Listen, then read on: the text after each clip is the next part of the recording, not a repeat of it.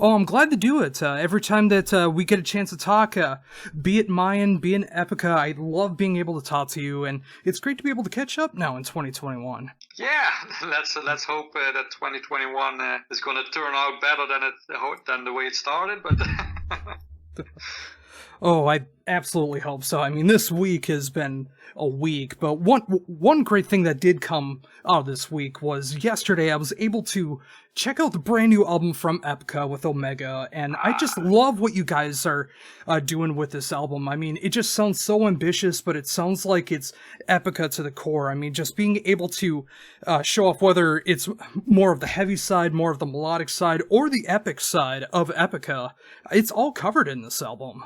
yes, I agree, and that's also what we were aiming for, and also what we had in mind when we started writing the song. So I'm happy that you give this summary, because that's exactly what we were hoping for.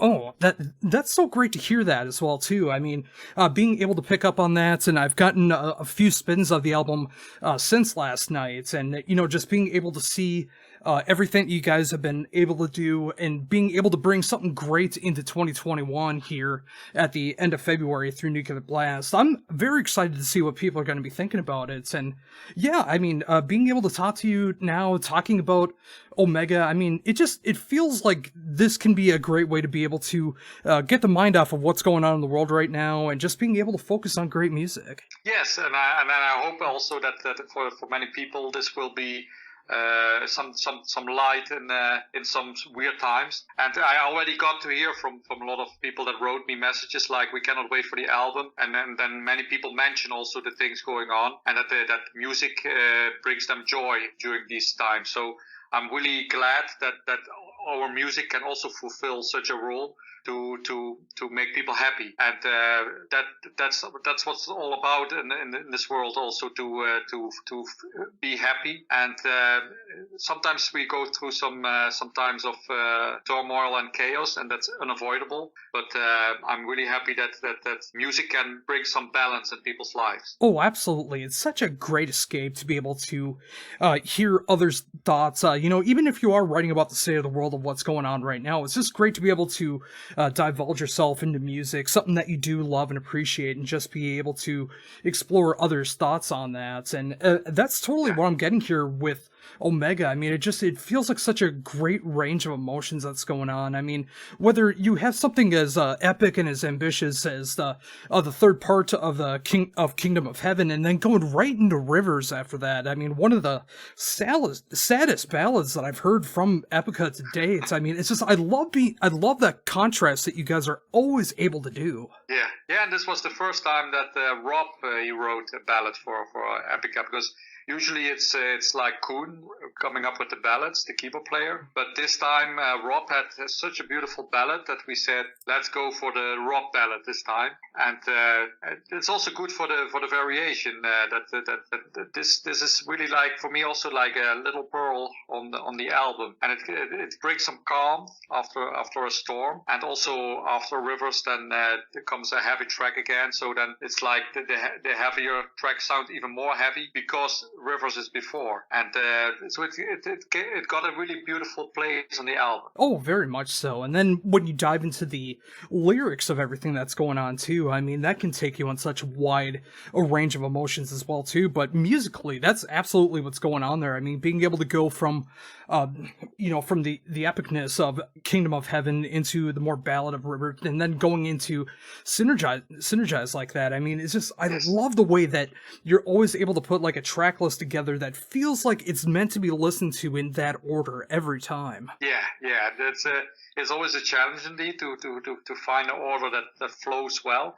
And this time we even put more intention than ever into putting songs on the right place, and also during the writing process, looking carefully what we had already and what was still missing, and then we would go into that direction and write what we still missed to have a well-balanced album. And and I think you can indeed hear that clearly when you listen this album from the beginning till the end. It can be listened to as one big whole piece of music. Yeah, and that's absolutely the way that I'm trying to approach it as well too. I mean, I'm very much an album person. I mean, I love concept albums. I love being able to listen to full on double disc albums. I mean, I love being able to hear every song that's going on through a band or an artist's motions that they're going through at the time, and just being able to appreciate everything that they're putting out rather than just singles or B-sides or whatever the case is. Yeah. And that's why I love the track listing that Epica does every time, because it feels like it's meant to be in that order. And again, with Omega, it absolutely knocks it out of the park with that. I mean, you know, like being able to start off with the great intro of Alpha, and then being able to go all the way to the title track with Omega. It's just one great musical ride, and it's what I expect from you guys, and it's great to see that you're delivering once again. Yeah, fortunately, then we paid off the expectations. Hopefully, it's the same way for the fans. Who, of course, it's always a very exciting moment when the fans hear it also for the first time, and then the reactions come in, and then when basically all or most of the people like it, that's a big relief. And now already we did quite some interviews, and it seems that also the people who heard the album so far, they really like it. So I'm already starting feeling a bit at ease. Oh, that's so great to hear that. And, you know, and speaking of yourself as well, I love the fact that you're starting off the vocals on this album with Abyss of Time. I mean, being able to hear your growls starting off the vocals on an Epica album like this, I mean, it feels so heavy and so appropriate for what's going on. Yeah, in the past, I remember we had a record company, Transmission Records, who always said, you cannot start an album with growls. And I always thought it was bullshit. And so ever since that we went away from Transmission Records, we did it already once we started on growls with the Divine Conspiracy at the album when the song The Obsessive Devotion started. And now on Omega, we do it again. And because I think just you have to put the song that has to be number one, that feels to be number one, has to be number one, and not to put it on number 9 just because it starts off with growls. For me, it's always a matter of feeling, and you should not think about these kind of things too much. Why would it be less? Why would you sell less albums if it starts off with growls? I never thought that way, and I never will think that way. And I'm happy that you do. You neither do. Oh yeah, and I feel the exact same way. I mean, no matter what track feels the most appropriate, that should be the first track that goes onto an album. I mean, whether it's conceptual or it just feels like it's a great start to an album. And, you know, Abyss of Time, I mean, it just like kicks right in, and it gets you set for what's going on for the rest of the album. And, you know, just hearing that heaviness and hearing those growls again, it's like, yeah, there's a new Epica album. I feel like things are going to be okay for at least the length of me being able to listen through the whole album. Cool. I'm really happy to hear that. And, you know, thinking about that as well, too, I mean, obviously the last time we were able to talk was for the latest Mayan album, and of course, since then, being able to work here with Epica. I mean, what is it like being able to create an album and having to market it and having to release it in times like these? Yeah, in times like these, it's of course a bit different because you cannot right away after the release start touring like you normally do. So that in that way is different, but also it's different because we had more time for the setup, the album. So we had more time to shoot videos, we had more time to prepare for stage outfits, prepare for the interviews. So everything is more spread out, which is more relaxing in a way. And normally it's always a bit you don't know, almost cannot find time to sleep before an album release because you have to also study the songs for the first show. That's usually the show where you play most of the songs of the album, and then the interviews, the videos have to be shot, and then everything comes together. It's always a very stressful time. Still exciting, of course, but it sometimes can be a bit too much. Now that it's spread out, everything feels like one big relaxation. And so I must say I really enjoy it this way because now, then you feel relaxed and you can do everything 100% instead of everything 80%. And I'm really great to hear that. It's really great to hear that from the artist aspect of that too, because I know how rushed that can really feel. I mean, sometimes bands are already on tour when an album releases, or they're just getting ready to be able to go on that album cycle, the videos, just like you were talking about. And now Yeah. the fact that you don't have to worry about that, you can relax at home more. You're able to just enjoy the album process and not have to worry about knowing every single note to be able to go out on tour and just appreciate the album for what it is before you start to Yeah. hopefully be able to go out and tour again. And in the meantime, I'm still practicing the songs because eventually we will do something. But everything is more relaxed, so it's not like you have to be stage ready with all the songs in 2 weeks or 3 weeks. Now you can do it whenever you feel like. So when there's one day that you feel like, today it's more like a day that I do something different, then you do something different. Oh, totally. These other times, it's usually from morning till evening. Yeah. Oh, and it's great to see that you are still keeping up and practicing as well, too, because especially with what I hear in Omega, I mean, there's a lot of tricky moments that's going on throughout the album, and I can only imagine how hard it is to be able to, like, nail that every single time, especially when you do eventually get ready to perform it live. Yeah, and especially like a song like Kingdom of Heaven Part 3. I think I played that song already about 50 times now. And every time still I'm finding, because I need to be able to play that song with my eyes closed once we hit the stage and or do a live stream or whatever. So that is one of the most tricky ones. And so that's also why I started with that song. I started with the most difficult one. and it's also still after 50 times, it's still fun to play that song. It's so I'm really looking forward.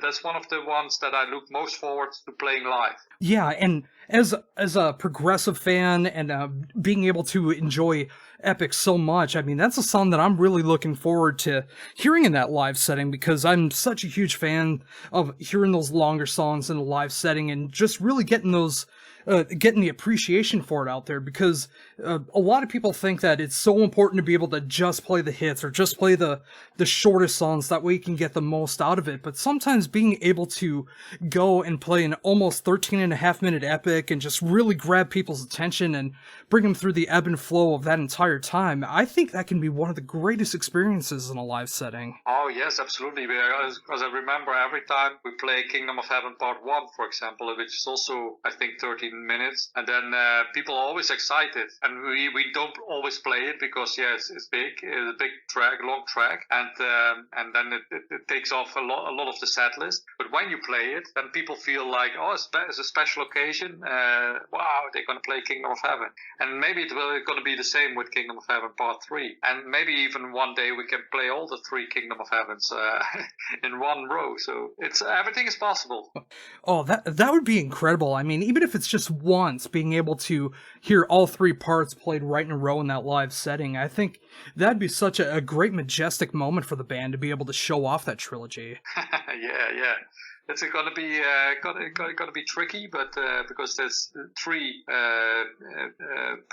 kind of progressive songs, so it's you need to be sure that the crowd that is coming to that show really is going to be into that happening. Because I think if you play in a festival where people don't know the band and suddenly you play 3 Kingdom of Heavens, people would not understand. But if you play like for a diehard crowd, then it would be the right setting for it. Yeah.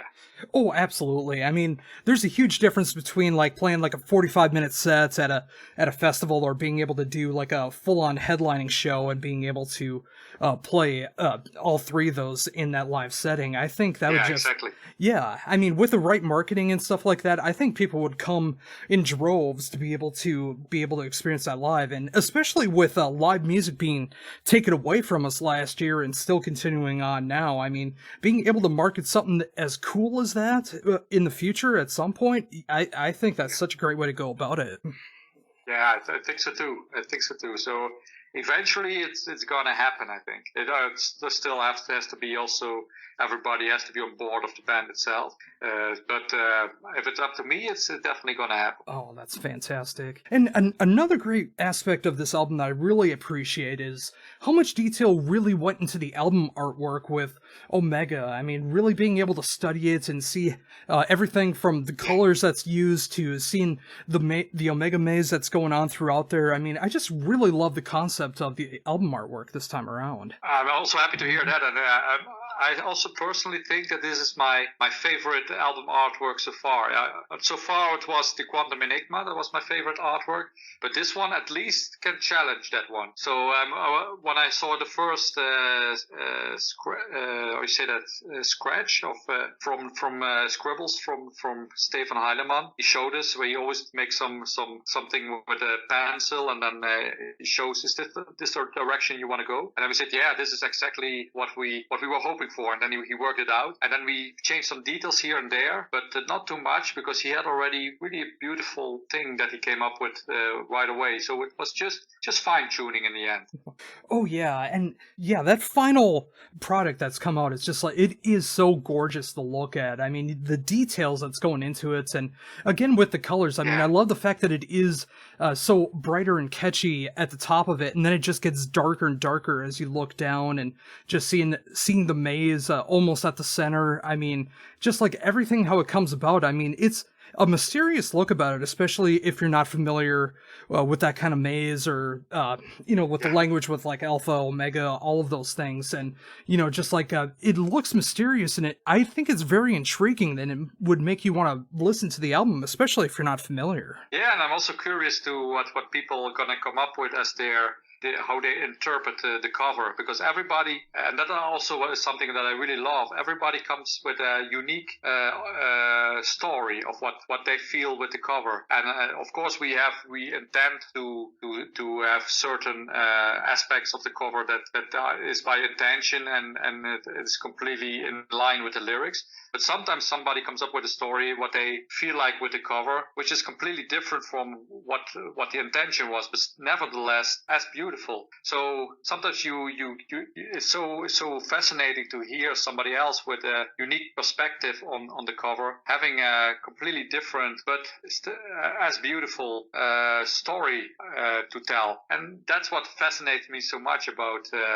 That's also why I always give some hints about the cover, but never say exactly the way it's meant to be, because that might take some magic away for some people. Oh yeah, and when you leave it a little bit open-ended like that, I mean, there's so many ways that you can interpret it, and being able to have that discussion like that, I mean, that is such a cool way to be able to talk about people checking out the album, whether they're longtime fans, they're just checking out Omega as their first Epica album, whether it's talking to people at shows or other bands, like just being able to talk about something like that and just like reflect different ideas of what that could be. I love being able to have conversations like that, and the fact that there is that much work that goes into it to have it like that is just so cool to me. Yeah. That's what it's all about: creating art and sharing it, and then that it starts living an own life. Oh, absolutely. And I think between the visual aspect and of course the audio aspect of this album, I think I just really love everything that's turned out like this. I mean, the production is absolutely stellar, the songwriting is amazing, Simone's vocals and her lyrics are fantastic. I mean, everything that's going on around here, musically, vocally, orchestration, it just feels like such a perfect Epica album, and to still have this be able to come out in 2021 despite everything that's going on in the world right now, like we were talking about before, it's such a great thing to be able to see. And the fact that we're able to talk about it, the fact that people are going to be able to check this out on February 26th in Nuclear Blast, it's incredible to see that music can still be here for us, even if right now it's just in the recorded form, and just being able to enjoy it and appreciate it that much more when live music comes back. Yeah, exactly. And that's also why I'm so happy that it gets released now, because if, for example, Nuclear Blast would say, no, we want to release it only when you can tour right after, I would not agree, because I want it to be released now, because now people need to hear music it brings some joy in their lives and also in our own lives. If we write an album and it gets released 1.5 years later, it's not the same. It has to be released as soon as possible when you have that close connection with it. And even though now it got a little bit delayed, which was, like we discussed before, an advantage as well, because we had much more time for everything. It should not be delayed more, because then I would start really getting depressed about it, I guess, because I'm so happy with this album. I'm so proud of it, and I know it will make people happy. If it would not be released now, it would make me very disappointed. Oh, I'm absolutely understand that for sure, and that's why I feel so honored that I was able to start being able to dissect this album and really start to enjoy it and start getting my own thoughts on it. And I know that's going to keep happening with every subsequent listen that I give the album, and being able to discuss it with you and starting to have that appreciation again. I'm excited for everyone to be able to check it out when hopefully it does come out on the 26th of February, and hopefully no more delays or anything, because of exactly what you said. People do need music right now. I know I needed an album like this right now to be able to get through these hard times that we're living in right now, and just being able to escape and appreciate a sonic force like Epica in times like these, and being able to have that appreciation. I can't thank you enough for making Omega, and with that, being able to sit down with me again and talk to me about everything that's going on with your world right now. You're more than welcome, and to be sure, it will not be delayed any further. This is going to be for sure released at the end of February. That's already something we discussed, so that's going to be sure. Unless there is something happening in the world that nobody can release an album. That's not hope for that. Oh, hopefully not. Yeah, that's all the more reason to be excited for February 26th, your Nuclear Blast, the brand new album from Epica, Omega. Even though it is the beginning of the year, still I've been able to get a lot of 2021 music so far this year, and this is easily one of, if not my favorite album that I've been able to check out here for 2021 music, and I know that's going to happen throughout the end of the year. Cool. Yeah, hopefully there's going to be a lot more great music, and if people still remember at the end of the year, that Epica, they had a great album, then it really became the album that we are hoping for. That because nothing is worse than if people 1 month later already think like, oh, this album, we forget about it. So, but I have a good feeling about this one. That I think it will do well. Yeah, I couldn't agree more. I mean, just like I was saying in the beginning, I mean, it captures so much of what I love about the band, but still being able to expand the band, which I find to be so important when you can still be yourselves, but be able to spread your wings and be able to try different ideas and really show what a band can be. And that's exactly what Omega is. Exactly, yes. Yeah, that's a perfect description.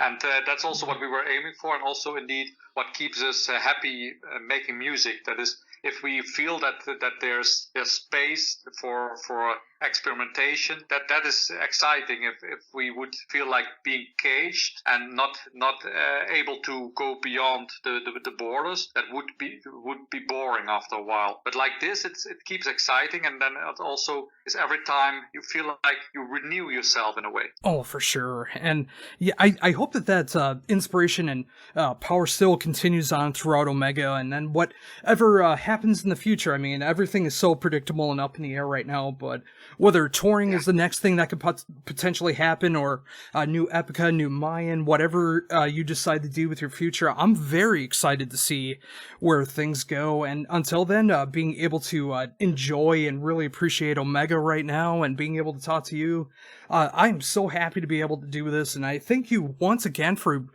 being able to sit down and talk to me about this, because this is such a great record, and I can't wait for people to be able to check it out. Me neither. It's 1.5 months from now, and now it really feels like it's happening. So it's also very exciting for a moment for me this upcoming month, and I can't wait either.